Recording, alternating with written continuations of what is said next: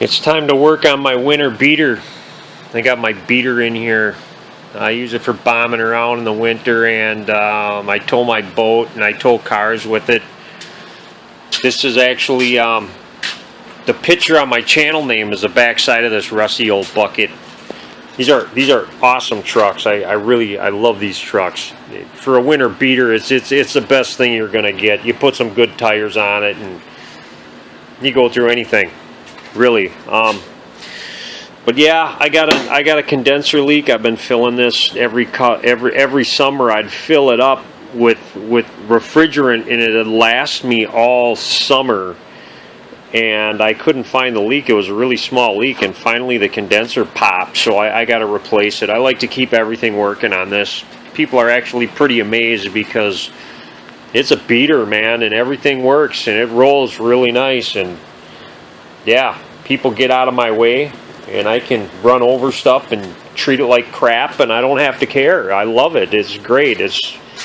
I don't like shiny, nice, new trucks because you can't treat it like a truck without having to worry about it and paying a lot of money. And this thing's great. It's just a good, cheap beater. So yeah, I'm gonna do an AC condenser to this. I'm gonna do it my way.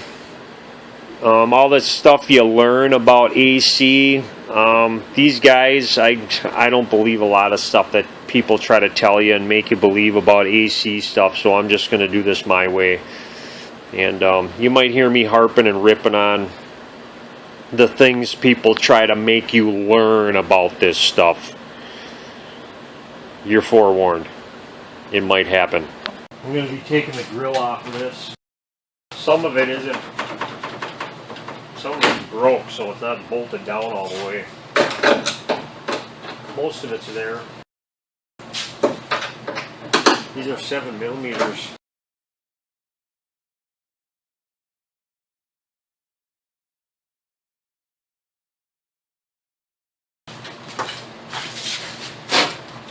Feels like there's a screw behind here somewhere. It's been a while since I've taken one of these off. You know, the truck's only 20 years old, so for me to remember something that's 20 years old is tough.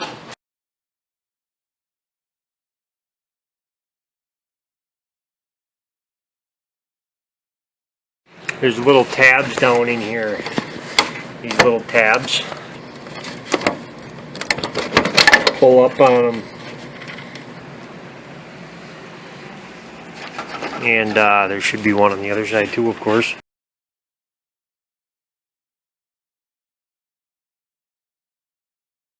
Yeah, there's another one way down in the middle. Kind of hard to see with the camera. There it is. This guy right here. That guy right there. Just get something in there and push down on it. Pops.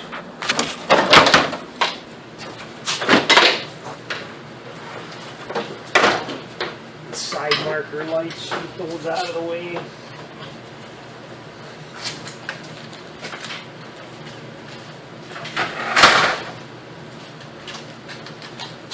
Okay.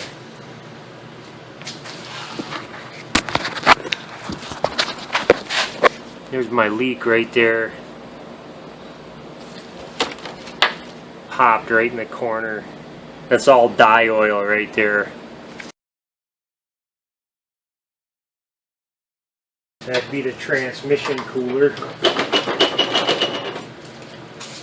going to get this out of here too. This bottom panel, it's all 7mm, just like the grill.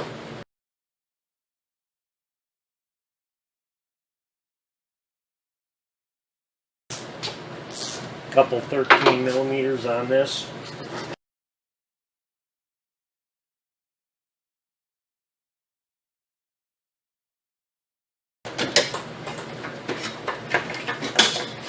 Some wires out of my way.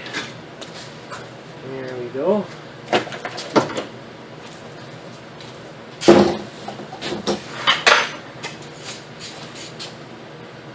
Two more 10mm here.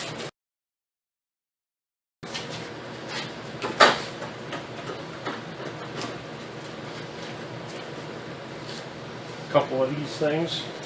And I just got to take these lines off. And they are standard sizes, I think. Might be a 20 millimeter, I don't know. I got a 13/16 on here. Seems a little loose.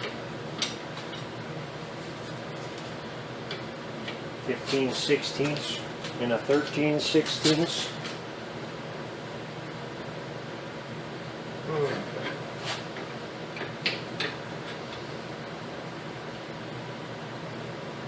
Oh wow.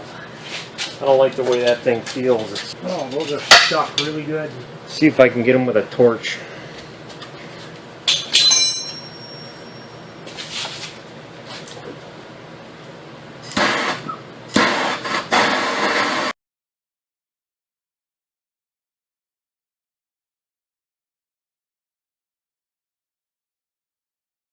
Same thing, I can get it to move a little bit and that's it. Yep, I gotta let them cool down. I'm just gonna cut this thing out of here for now. Ain't doing me no good in there. Might as well get comfortable. I think I'm gonna be here for a while.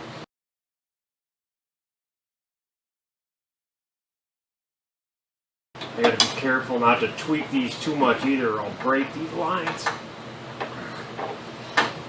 I just bent it a little bit. I hope I didn't hurt it. I think I did. Wow, man, that's really, they're really messed up. Yeah, metal on aluminum, it gets like that. I don't know if I'm going to be able to salvage these. I'm going to plug these off with a little something. Okay, I picked away at these threads like crazy with a pick and a little jeweler's files. Hopefully I got it good enough. I'm going to put some anti-seize on these, so hopefully they'll go in without stripping out. Hopefully they're going to work. This thing's a cheesy piece of crap. It's cheap. I hope it works as good as a factory one. I hope it works better. The cores on the factory one, see how dense they are? And this thing's like, what the heck? It looks like a freaking radiator. Cheap Certifit stuff. You saw me cut this line off. There's a fixed orifice tube that's supposed to go in there.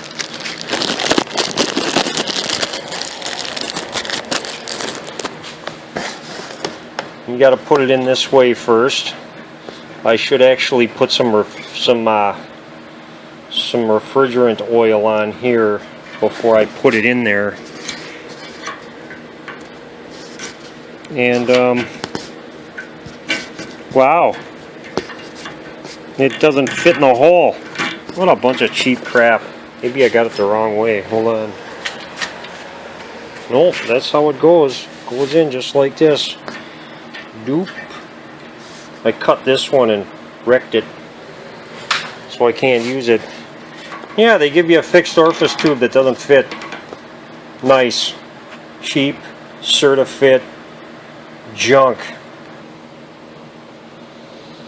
I suppose there's little tabs right here. I'm gonna cut them off because they're not on this one. See, they're not even there. I don't want to use a factory fixed orifice tube either because this one might be different pressure. It's blue, which is an odd color. It might be a different pressure because this condenser is not the same. It's not going to work the same. There's no way. So yeah, I'm going to cut these little nubs off and toss it in. Okay, this wonderful piece of cheapness. Usually when there's a leak, if you got a really large leak, you want to add about 3 ounces of oil. So I wouldn't consider it a really large leak, but I'm going to put 3 ounces in it anyways because I haven't added oil to this thing for 3 years and I had to fill it quite a few times. So 3, probably 4 ounces, maybe somewhere around there. It's an 8-ounce system, Yeah, maybe I'll go half just because I can. I'll put 4 ounces in here. Peg 150, that's what this calls for. And I'm going to just dump it in the damn condenser. I usually just dump it anywhere I want to. That's just how I do things. Do the dump. Do the dump. Stick this orifice tube in here now. And what the heck? There should be a stopper down there, and it's... What the heck? Okay, I'm leaving it right there. Wow, cheap stuff. Wow. Another amazing piece of cheaply wow. Okay, I can try to put this thing in. I hope it works better than it looks. Yeah, I'm going to put some anti-seize on these threads too before I do anything. Because I'm pretty sure they're not going to go in like they're supposed to. I picked as much of that material out as I could out of these nuts. This is just going to help it go on a little better.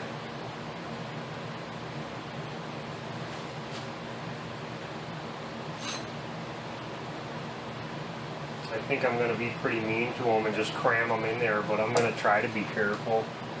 I don't know. I sure as heck don't want to buy a bunch of lines for this thing. Okay, we're going to go with a 22mm this time. Alright.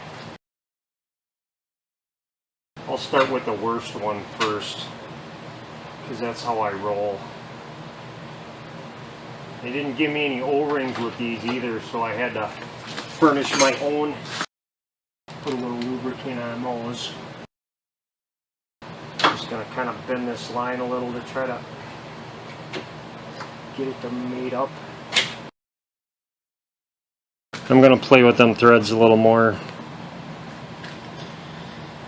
Okay, I just kept picking away at these threads for an unknowable amount of time. And I got them pretty darn clean. I mean, it took a long time picking away at these things. But it sure beats spending money on a line. Yeah, it's going in now. I picked a lot of crap out of these. Lots and lots. I put anti-seize on the inside of the nut and the outside too, just to make it a little easier. Oh wow, that's kind of unbelievable how nice that's going in now.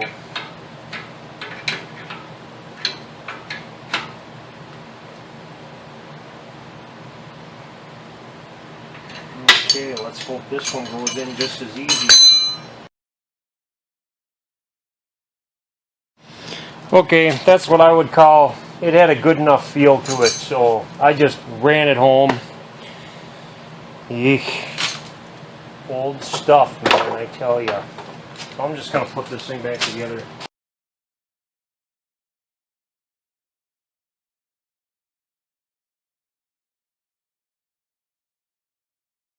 Now I got this put together enough.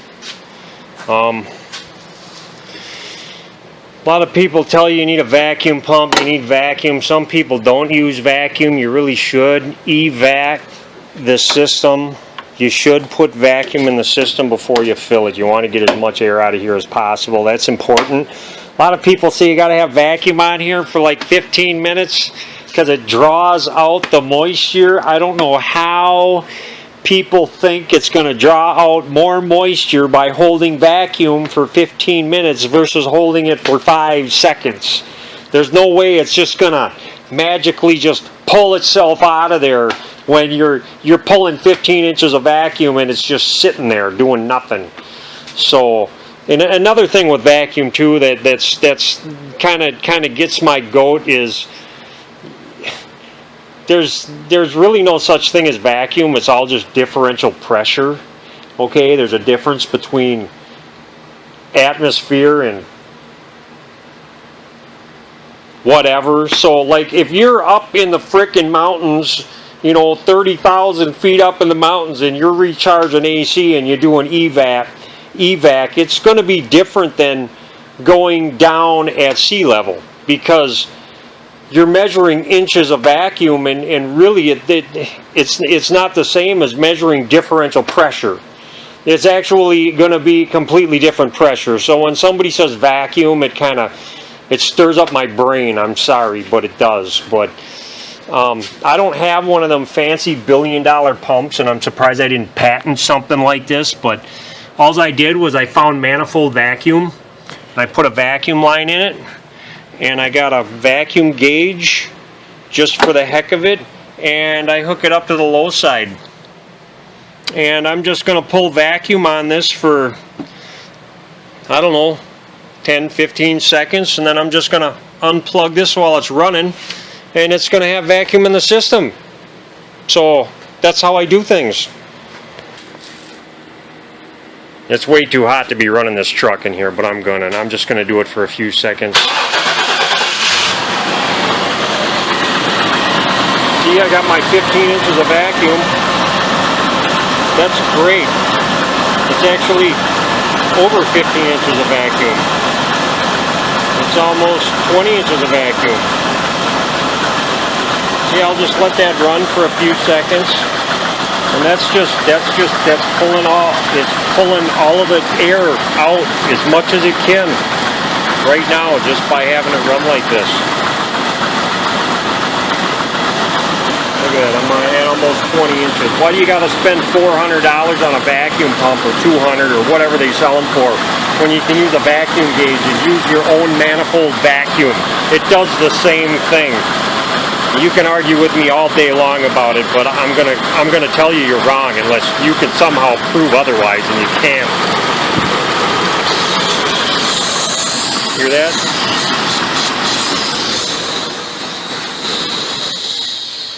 There, I got vacuum in my system. Now, one reason why you do this too is because, oh man, wow, it's sucking my thumb in. That Schrader valve is bad.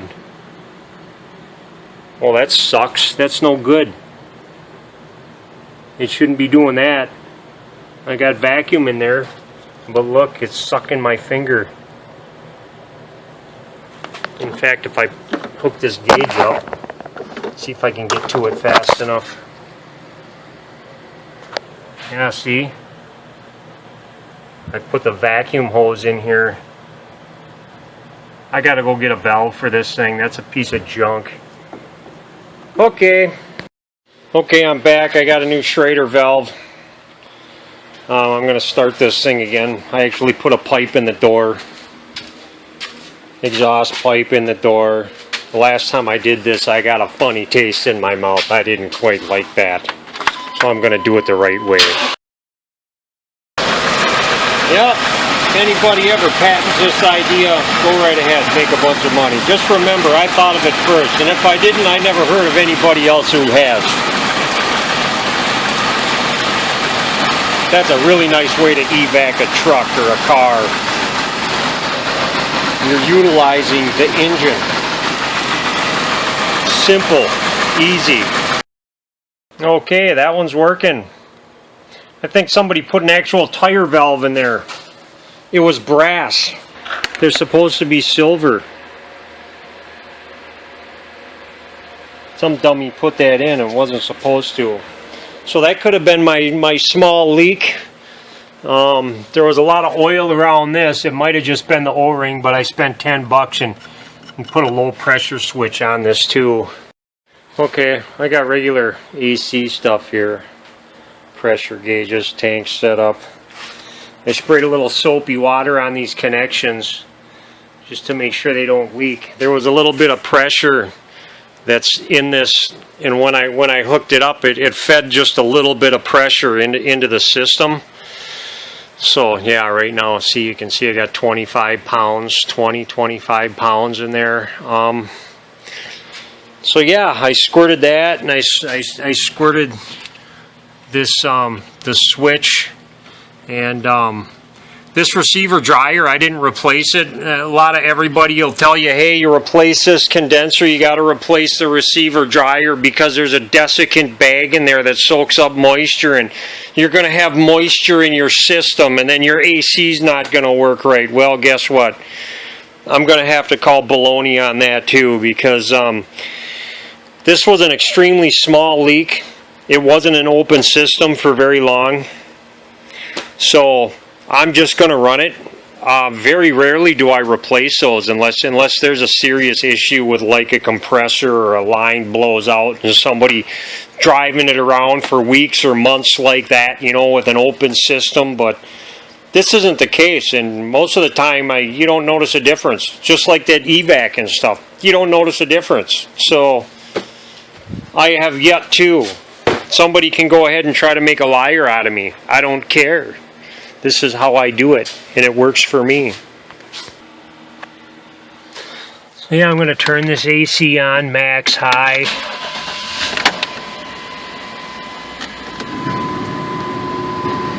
Max high. And pump in the junk. Yeah, I've been looking at my system pressures. I got 35 and 275.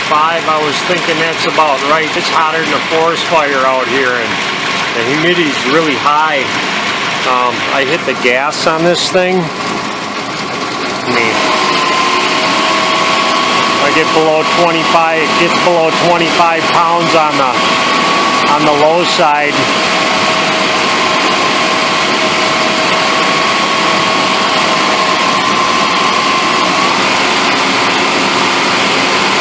Oh, it's not doing it now. Cool, I must be okay.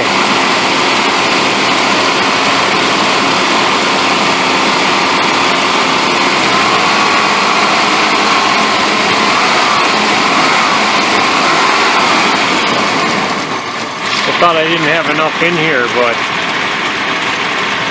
yeah, that seems about right. It's almost 350 pounds when I hit the gas, and the AC doesn't shut off.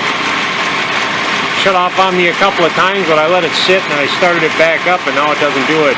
That's really high pressure, but it's really hot out. I think I got it about right.